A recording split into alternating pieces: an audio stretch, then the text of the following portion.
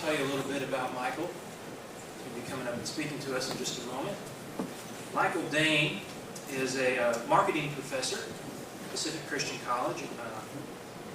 He does online. He lives in St. Louis. He's also an author and a consultant. He has his bachelor's in biblical leadership and religious studies from Pacific Christian College, and his MA in ministry and his MBA in nonprofit management. And he's had the opportunity to work with large companies like Disney and Franklin Covey and Nordstrom, as well as nonprofits, universities, and churches. That's where we come in. And he resides in St. Louis, Missouri with his wife and friend. That's kind of what you can find out about him by reading the back of his book. But Michael, to me, he's my friend. We met about 15 years ago in a janitor training class at St. Louis Christian College when we were trying to make a little extra cash at school. And we ended up being roommates the following year at Bible college. And he's just a real good friend of mine. And he's got a really powerful ministry. And I hope that really blesses you this morning. So without any further ado, Michael. Hey, Phil.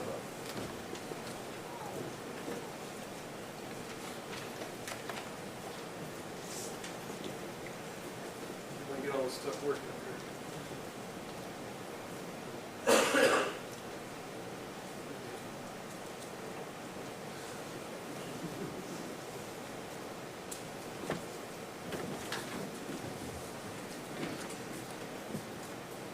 Put this on, I like to move around a lot. Keeps you awake. Keeps me awake.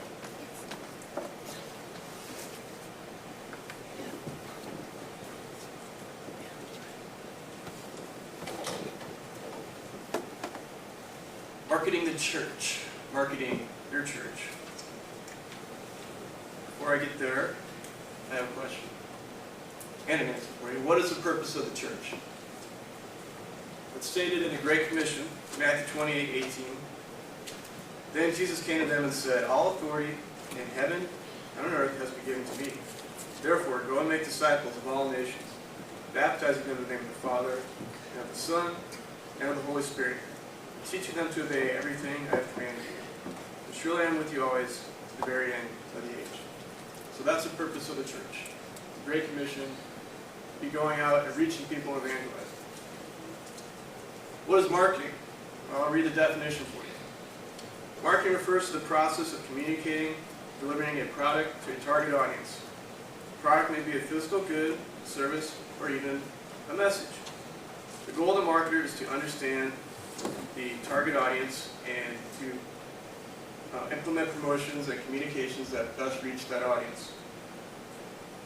So the question is, should churches market?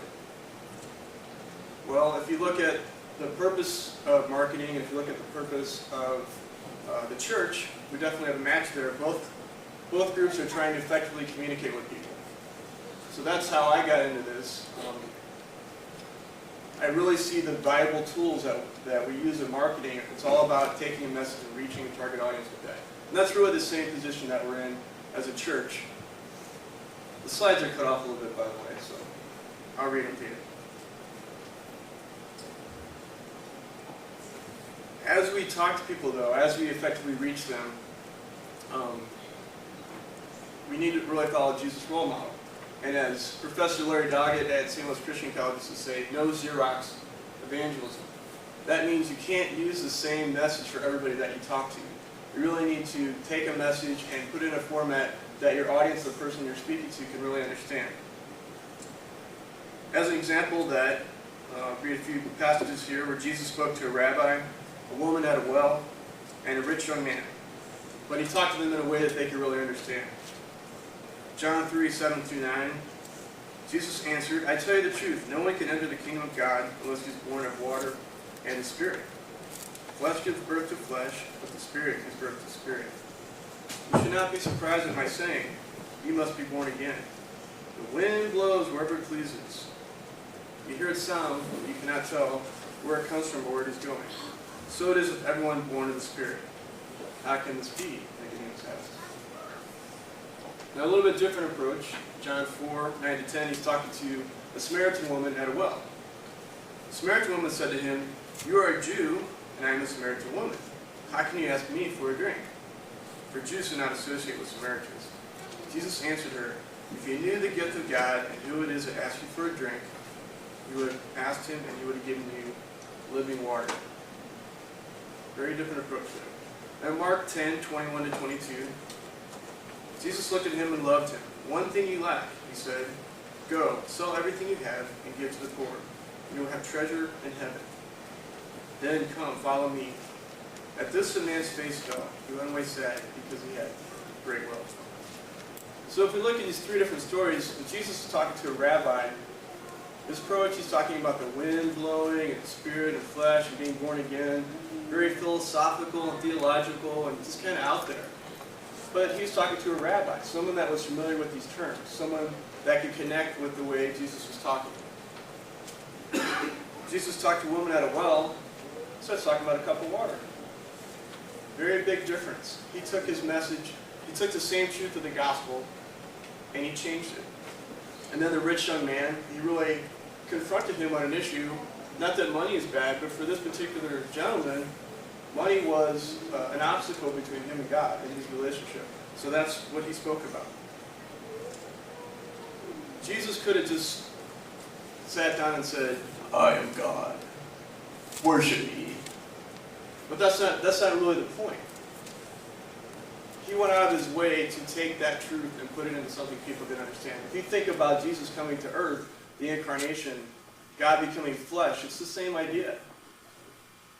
He wanted to come in a way that we could relate to and understand. So if we're going to follow Jesus' model, that's the way to do it. It's to be focused on the people that we're talking to, as we're witnessing, as we're evangelizing, as we're sharing the message of Christ, that we are more concerned about where they're at. And also, if we're going to follow Jesus' model, you'll notice a lot of the stories, he used analogies of fishing or farming or shepherding, because the people that he talked to were fishers, farmers, shepherds, things like that.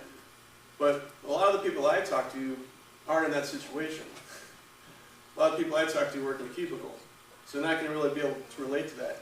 And even if you're talking to a shepherd today, they're probably going to be using different technology. So again, you really need to cater the message and change it if you're following Jesus' model. What Jesus was doing is taking truths. He's taking the truth of the gospel. He's taking the truth of the Bible and putting it in a context that his hearers can understand. And what I find myself doing, or what I see happening in churches, we try to explain what shepherds did 2,000 years ago, or how they used to fish and things like that, so people could understand the story. Another way to do that is to take that same truth and put it in a modern context, in a modern way that people can really understand what you're talking about. So as we talk about marketing, there's really 7 keys to successful marketing, as represented by these different images. We're going to go more into detail in each one. First step is to create a mission. What are you doing? What is your purpose? Where are you going? Because everything else you do is not going to make a lot of sense. You need a blueprint before you build a house. You need a map to find your destination, where you're going. Second is, what are your gifts? How have you been gifted by God to accomplish this purpose? Third is to create an image. How are we going to represent Christ in the community? Fourth is, most people think of when they think of marketing, it's in marketing terms it's called promotion, implementing promotions. And that's where you see websites, television ads, radio, broadcast, brochures, handouts, flyers. Those are the actual promotional tools. Number 5 is to build relationships with people. That's the goal of all your marketing communications, is to build relationships. You want to gain feedback. You want to find out what people think of what you're doing, to find out how you need to adjust. And then finally, adjusting to changes. That one's a little cut off there. So I already mentioned this is a very important step to finding your mission and making sure that you have some alignment between your mission personally, what the church's mission is, and those need to align with biblical principles. Now I could go all morning just about this one particular topic, And that's why we set aside time tonight. Very exciting. Clear your calendars. We're going to do a mission building workshop for tonight right here at Washington Church. You know, try to curb your enthusiasm just a little bit there. But if you can make it tonight, it's going to be great. And when you get done tonight, if you really go through this and take it seriously, I think it could really be a life-changing process for you. How many of you have created a personal mission statement? Okay, a couple of you. Well, I really encourage you to come tonight. I think you'll get a lot out of it. And it's also going to help you understand how you fit into the mission of the church. I've spoken with Keith, and I know that the church is really working on something like that. They really want to have a clear focus and direction for the church. So this is really important. It's really where your church is right now. But it's also important for marketing and communication. And if you feel uncomfortable with the word marketing, it's kind of worldly, just substitute communication, because that's what I mean when I say marketing. It's about being an effective communicator with people.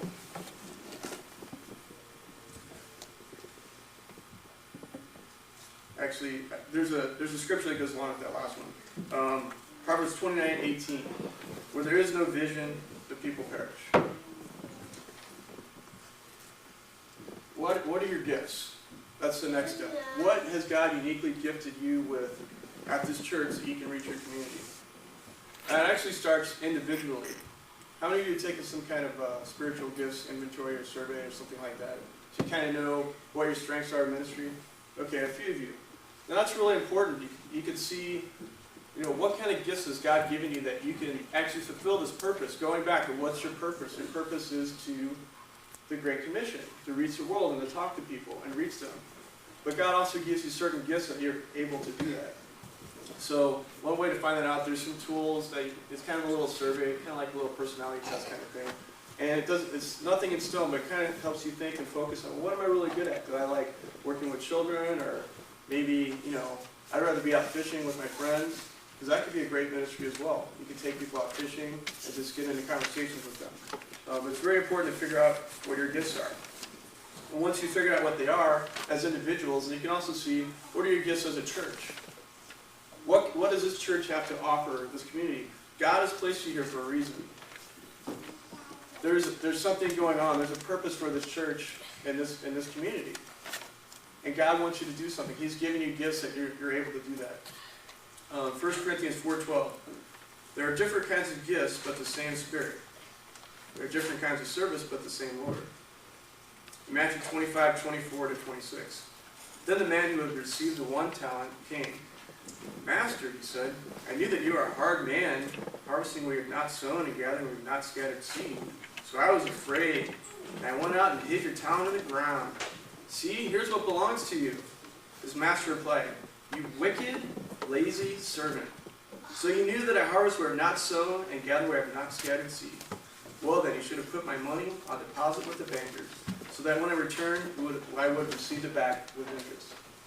Okay, I'm sure most of you have heard this story before. The guy buried his talent. And his master pretty much said, you're fired. I was Donald Trump. Thank you. Tough crowd. But it would be the same, it's the same thing to do. It's like, why wouldn't you just put that in the bank? It doesn't make any sense. But we're talking about something much more important than money. We're talking about the gifts God has given you to do ministry and to reach people. What are you doing with those gifts? Have you buried them? And what's God going to say to you when you come to Him at the end? He's going to ask you, what did you do with the gifts that I gave you? What did you do with the gifts that I gave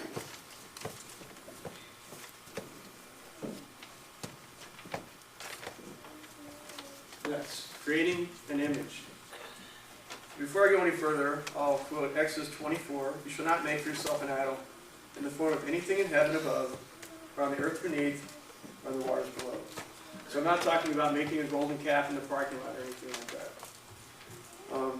But in Romans 12:1 it says, therefore I urge you, brothers, in view of God's mercy, to offer your bodies as living sacrifices, holy and pleasing to God. This is your spiritual act of worship. So we're talking about creating an image in communications terms. We're talking about what do you represent to the community? What kind of message are you sending? If you look in corporate terms, you're talking about branding, like Kraft Foods or Budweiser or John Deere. All those labels and brands mean something. They have a consistent message that they send to you, and they represent something to you. So, what does your church represent in this community? How are you making Christ real in this community? When they think of Washington Church, is it, well, maybe we should drive around there because we got a lot of traffic on Sunday morning? Or is it, wow, Washington Church, those are the guys that are always out doing stuff. Those are the guys that are out, building houses or helping people that a house blew down, or, I don't really know what's available around here, but just the fact that people, that's what you're known for. You're known for making an impact in the community. That's your image in the community. Or in marketing terms, your brand. And when you talk about a brand in marketing, that's what your promise is. It's what your promise is to the community. It's what you represent. So my question to you, just to think about, is what do you represent in the community? What is your image in the community as a church, and how are you representing Christ? Because you are Christ's representative on this earth.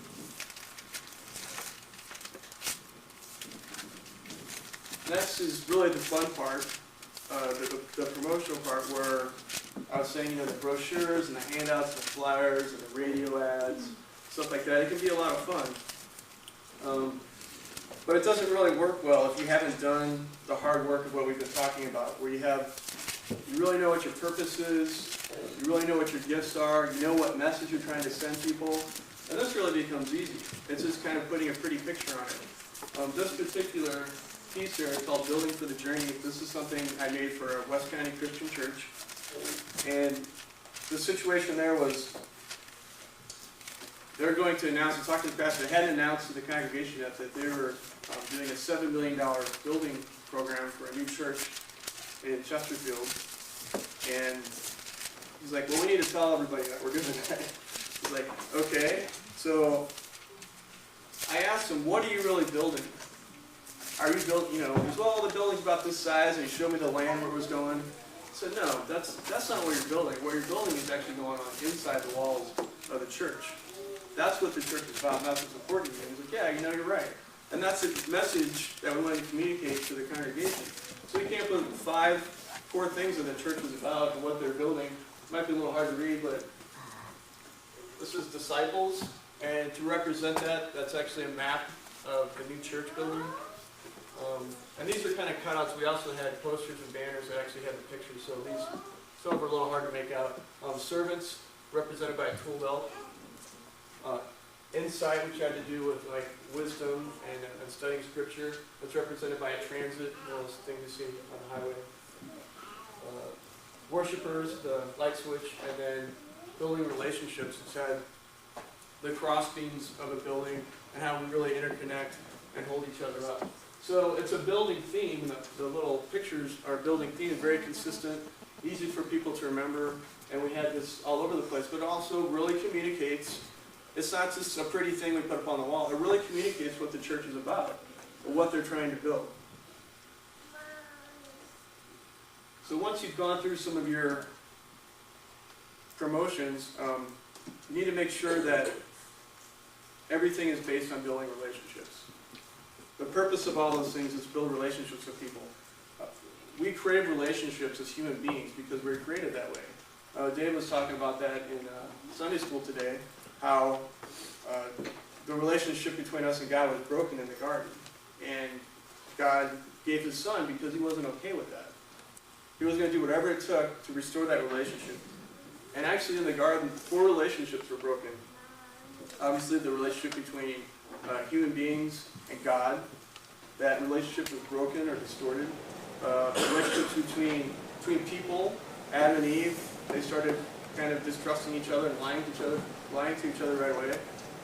Relationship between people and nature, that's a distorted relationship. That's why we have these terrible storms and hurricanes and things like that. And then our relationship with ourselves. We can't even be honest with ourselves a lot of times. We deceive ourselves as well. So those are relationships that were distorted and broken in the garden, but God did something about that to save our souls, but also to start changing that and redeeming these relationships. And as Christians, that's part of our job, is to restore people to relationship with God.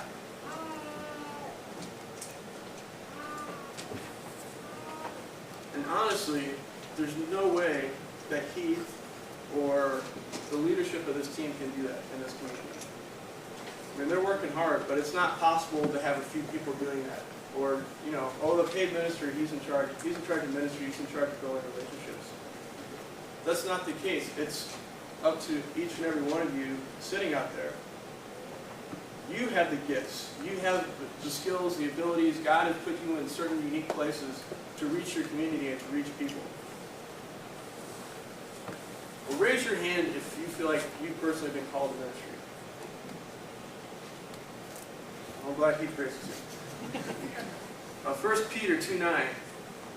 But you are the ones chosen by God, chosen for the high calling of priestly work, chosen to be a holy people, God's instruments to do his work and speak out for him, to tell others of the night and day difference he made for you.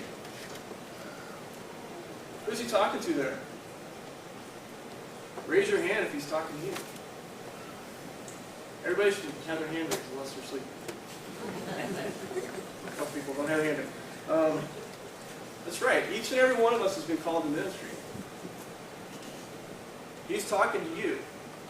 So when he comes back and says, what did you do with the gifts I gave you, it's not just going to be Heath up there. It's going to be each and every one of you. I'm not saying get up here and preach a sermon. That's not probably what you're gifted for or where you're at. It's as you're going out. Let's think about that for a second. Let's go back to the Great Commission. It says, go. It doesn't say get people to come to church. Not that there's anything wrong with that. But it seems like that's what we get stuck in. Well, can I get people to come to church here? That's what's going to build a relationship with Christ. That's not really what he's saying. He's saying go. Go out. Who else can go where you're going? Who can go work where you're working? Who knows what you know? You are uniquely gifted in the situation you're in. I heard another guy say, you're a missionary in disguise. You're a missionary in disguise. So you're a missionary in disguise as an HR person. You're a missionary in disguise as a farmer. You're a missionary in disguise as, you know, somebody that works on computers. That's your role in life is to be a missionary. Now you might have a job that you do to make some money. That's how you fulfill that, but that's not really who you are as a Christian. Matthew 25:21. And this is what we all hope to hear at the end. And I think we will. Well done, good and faithful servant.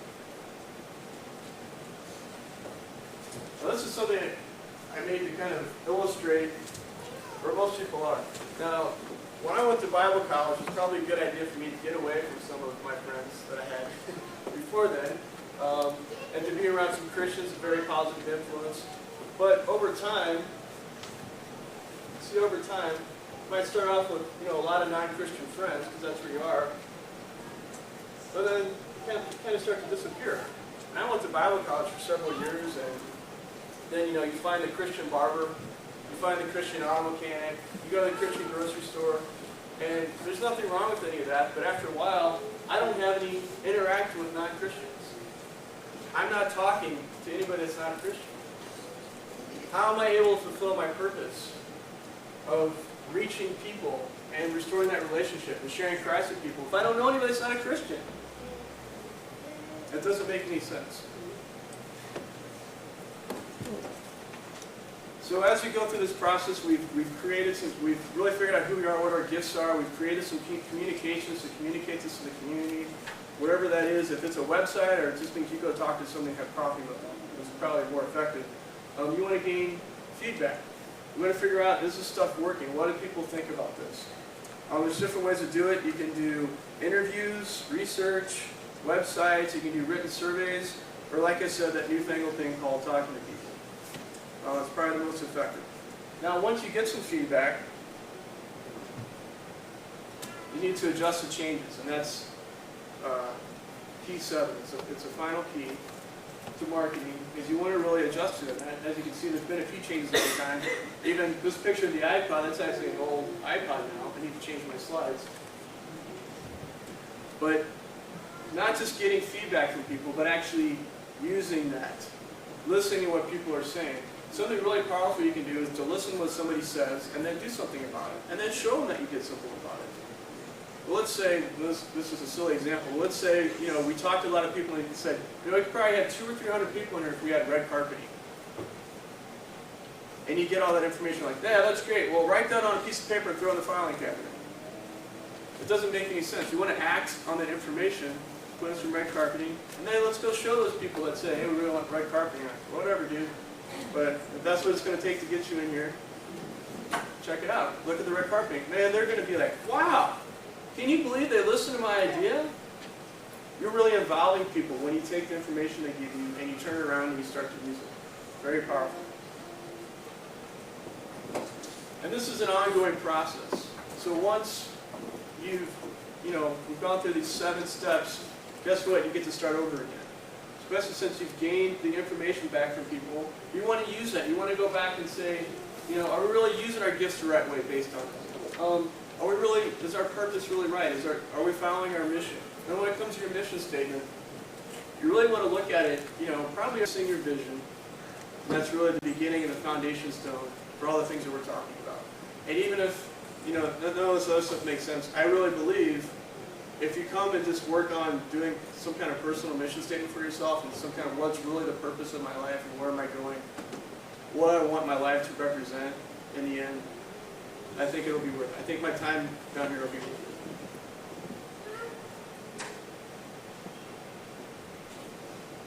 The real question is, how are we going to reach the next generation for Christ? That's my daughter over there.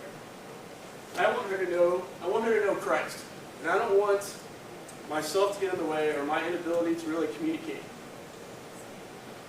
So the question is, how are you going to take this love and this message that you have in your life and share it with people? You need to pray about that. We all need to pray about that.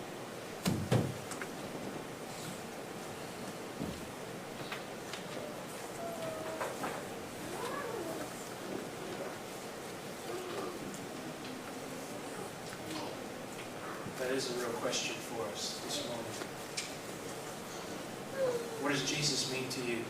And how are you going to bring it to the next generation? How can we best communicate what Jesus has done in our lives so that other people can experience that wonderful relationship with Jesus Christ? If you do not have this relationship with Him, you want to know, come on down. Come on down and we can show you how to have a relationship with Him. If you're not plugged into a body of believers, you'd like to make this your family, your home, we welcome you. Come on down. The song that we're going to be singing is hymn 330, Washed in the Blood. But before we start singing that, I really want to invite you guys to come tonight on focusing on your personal vision. Before the church can have a vision for this community and how we're most effectively going to be able to communicate, we have to look at ourselves. Where's our relationship with Christ? How can I best communicate Christ to my community? And this could be a real powerful time for you personally in your own life, in your own relationship with Christ. And I really would like to see you guys back here tonight on focusing your personal vision with Christ in your life.